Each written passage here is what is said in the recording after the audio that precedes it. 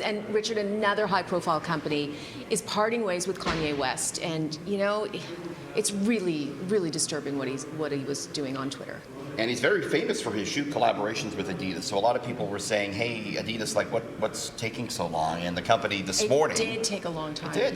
It took a week or whatever. This morning, though, the German sportswear company Adidas said it is severing ties with Kanye West following offensive anti-Semitic remarks he made. Adidas said that it doesn't, quote, tolerate anti-Semitism or any other hate speech. Adidas faced a lot of pressure to cut ties with Kanye after many other entities did. The Gap has severed business ties with him. Twitter and Instagram have suspended him. The issue was his Yeezy shoes with Adidas. They brought in a ton of money. This was making the company big money. It was making Kanye big money. So one would suspect they weren't quick to pull the plug on that one. But doesn't that just make consumers even more angry? Yeah, there was a lot of outrage of people saying, "I'm not going to buy Adidas." So they're not going to buy, hockey jerseys that are branded Adidas. So there was pressure, I guess, on both sides to keep it going and to pull the plug on it. Okay, well, let's turn now to Airbnb. They want to take measures so there aren't some wild, spooky Halloween parties coming up. Yeah, they announced the other week that if you have any blemish on your Airbnb record, they're not going to let you rent over the Halloween holiday. Now today, they announced a new measure to crack down on wild parties. They're teaming up with a technology company that has a microphone. And you as a host, you would put this microphone in your Airbnb unit. And if any wild rager breaks out in your house, Cynthia, you get an alert on your phone. Oh, interesting. But you can't eavesdrop.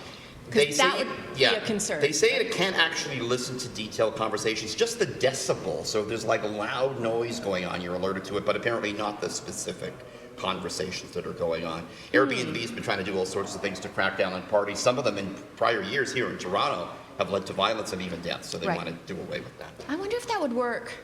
It's interesting. All right, we'll have to wait and see. We're going to have to attend a big rager and try for ourselves. Okay.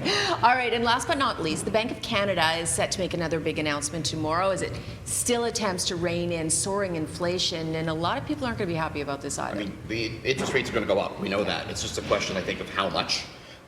The Bank of Canada Governor Tiff Macklem's been pretty clear, saying we got to keep hiking rates to get inflation under control. So right now they're thinking, economists are, it could be 0.75% or maybe 0.5%, so 0.5 to 3/4. And you wonder how many more, or is this the final one? I mean, they want inflation out at 2%, and it's at what, 6, 7? Yeah.